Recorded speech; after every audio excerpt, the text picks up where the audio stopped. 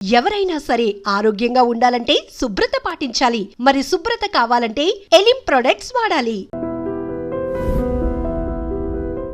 అడగాలి సార్, అసలు మీడియా ప్రస్తుతానికి ఉన్న మీడియా ఏ విధంగా ఉందంటారు? ఈ విషయం మిమ్మల్ని ఖచ్చితంగా అడగాలి. అది ఏ ఇష్యూ అయినా కూడా మీడియా పాత్ర అనేది ఖచ్చితంగా ఉంది. మీరు కూడా చూస్తున్నారు. ఒరిజినల్గా అసలు మీడియా ఎలా ఉండాలి, ఇప్పుడు ఎలా ఉందంటారు మీ ఉద్దేశ ప్రకారం? అంటే రెండు రకాల రోల్స్ ప్లే చేస్తుందండి మీడియా. 24 గంటలు ప్రోగ్రామింగ్ ఉంది, దాంట్లో 3-4 గంటలేమో ఈ దొంగ ప్రకటనలకే వెళ్ళిపోతుంది.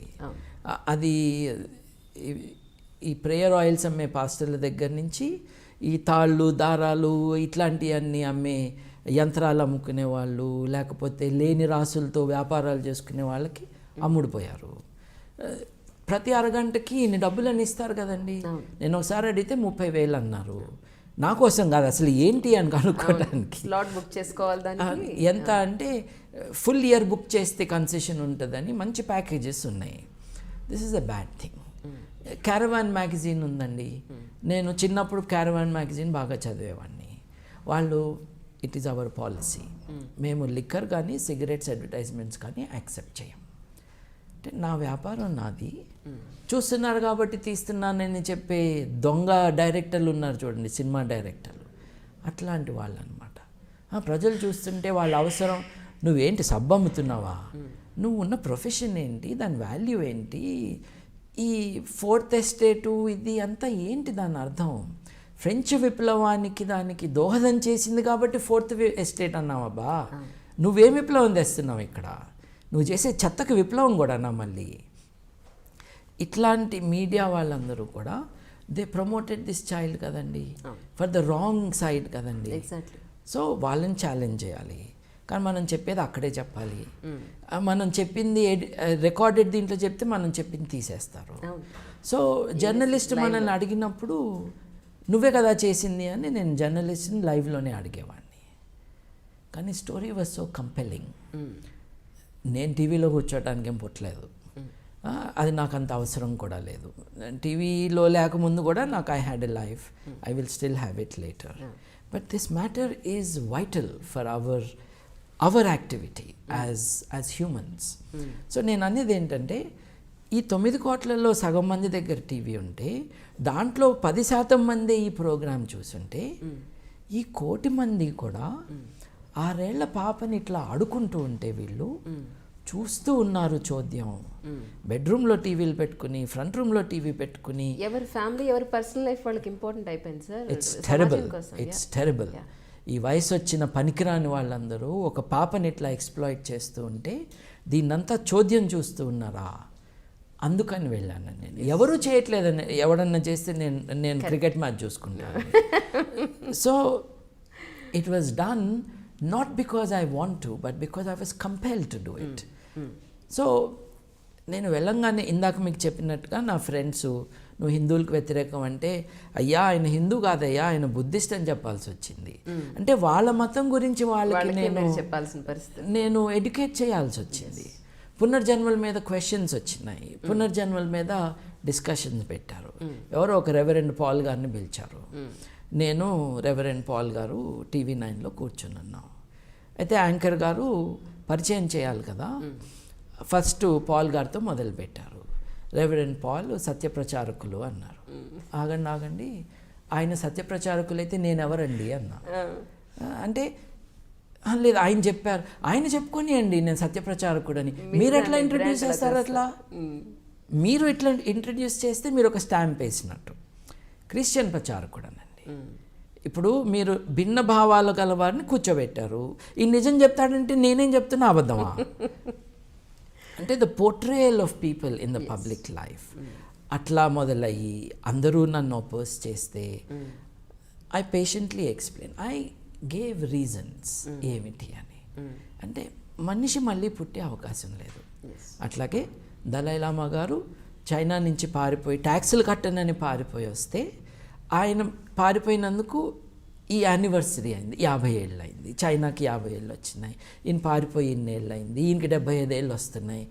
ఈ యానివర్సరీస్ అన్నింటిని కూర్చోబెట్టుకుని ఆయన బర్త్డే పార్టీ చేసుకుంటున్నాడు ఈ పాపతో. So let us expose this man. My point is, కుంభస్థలాన్నే కొట్టాలి, గల్లీకా లీడర్ మనకు అక్కర్లేదు. దలైలామా ఎవరు? దలైలామా ఏం చేస్తారు? Dalai Lama is the leader of వజ్రాయన Buddhism. Dalai Lama లాంటి ఆ పర్సన్ని మీరు ఒక్కరు ఎలా ఎదుర్కోగలిగారు అనేది నా question. The force of human rights, the moral force of human rights, nothing else. Dalai Lama అయితే ఏంటి? ఆయన చంకలో నోబెల్ ప్రైజ్ పెట్టుకుని తిరిగితే నాకేంటి?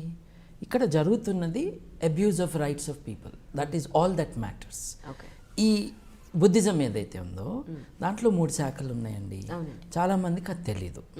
4వ శాఖ అంబేద్కర్ ఇచ్చిన నవయానం కూడా అవుతుంది. మొదటి శాఖ ఏమిటి?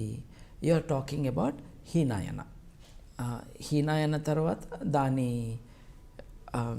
ఎలా చెప్పాలి అని అంటే మహాయానం వచ్చి తనే సుపీరియర్ అని చెప్పి అప్పటిదాకా ఉన్న భావాల్ని హీనాయానం చేసింది.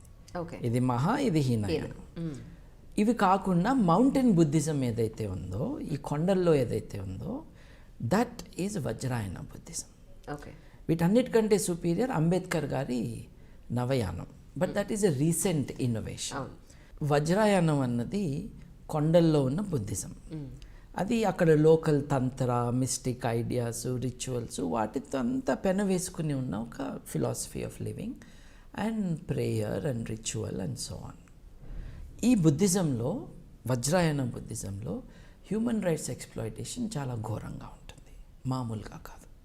చాలామందికి తెలియని విషయం ఏంటంటే దలైలామా గారు ఈయనకంటే ముందు వాళ్ళు. ఇప్పుడు ఈయనకంటే ముందు అనడానికి కష్టం అండి. ఎందుకంటే దలైలామా ఏమంటున్నారు? ఒకడే మనిషి చచ్చిపోయి మళ్ళీ పుడితే అతనే ఈ దలైలామా. అంటే నెంబర్ 1 దలైలామాకి నెంబర్ 14 దలైలామాకి డిఫరెన్స్ లేదు. Same recycled.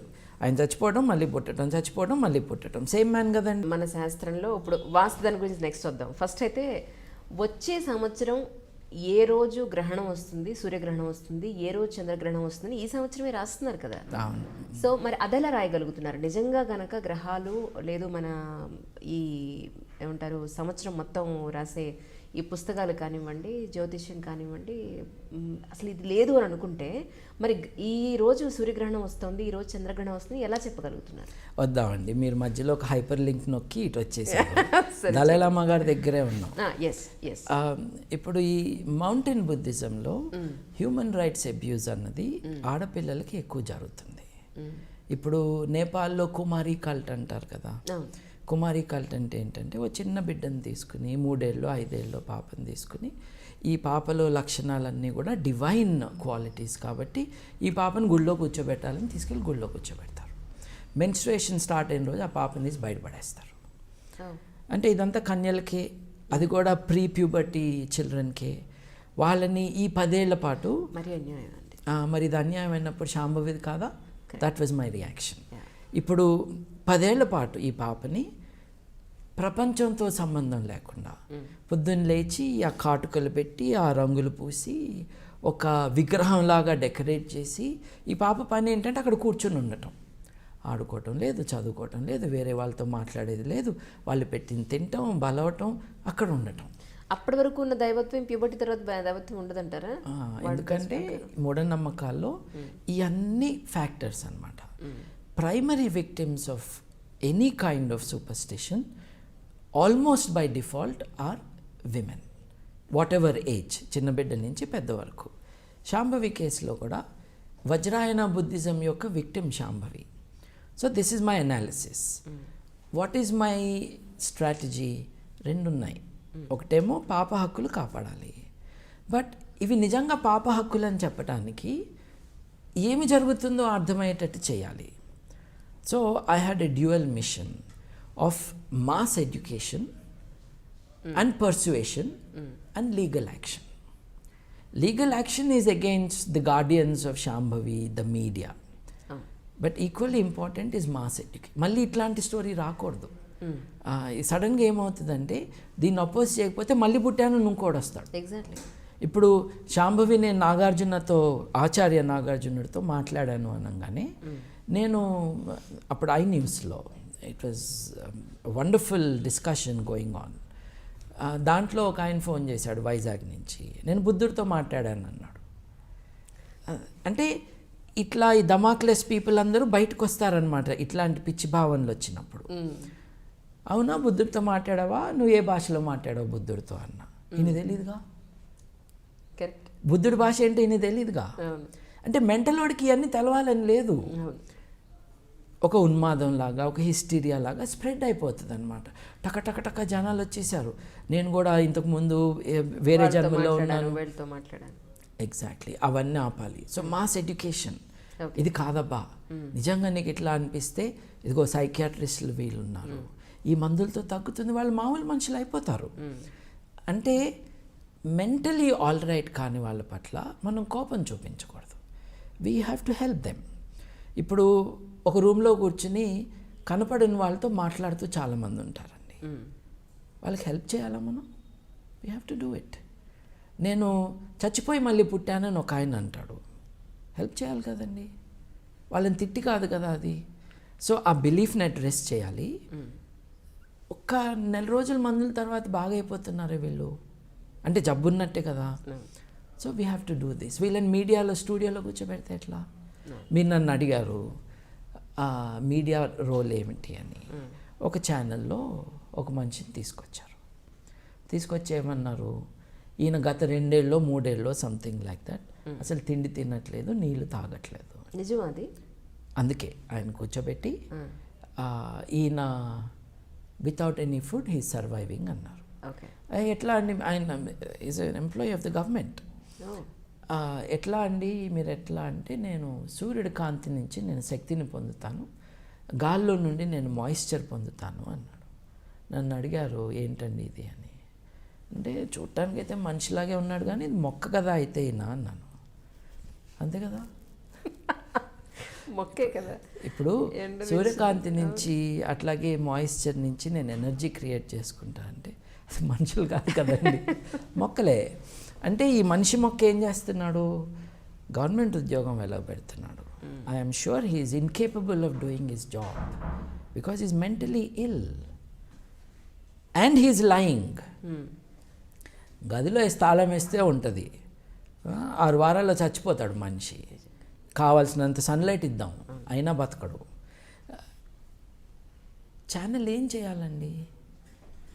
నన్ను 1-2 సార్లు కొన్ని డిస్కషన్స్కి పిలిచేసి ఇదిగో ఈయనంట అంతరిక్షంలోకి వెళ్ళి వచ్చాడంట, ఈయనతో మాట్లాడతావా అని. ఓహో, భారతీయుడు ఒకడే అనుకున్నాను అంతరిక్షంలోకి వెళ్ళింది, ఈయన కూడా ఉన్నాడా? మరి ఆయనకి అవార్డు ఇచ్చి పద్మభూషణ్ ఏదో ఇవ్వచ్చుగా. లేదు డిస్కషన్కి రమ్మన్నారు, రానన్నాను నేను. మెంటల్గా ఆయన తీసుకొచ్చి కూర్చోబెట్టి నాతో మాట్లాడించడం ఏంటి, ఆయన పర్సువేట్ చేసి హాస్పిటల్ పంపించండి.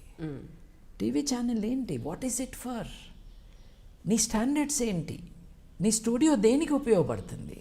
పిచ్చోళ్ళని కూర్చోబెట్టడానికా? అంటే మెడికల్ సైన్సెస్లో పిచ్చి అన్నదానికి రియల్ డెఫినేషన్ లేదండి, అట్లా వాడేస్తున్నాం. Basically if you have lost connection with reality you must be help to regain that sanity.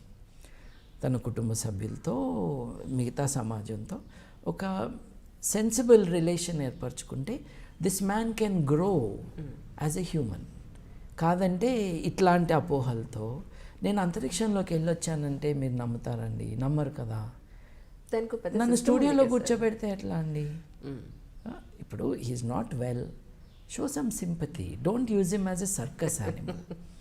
ఇప్పుడు సాటి మనిషి పట్ల సింపతి కూడా ఉండాలి, లవ్ అండ్ సింపతి.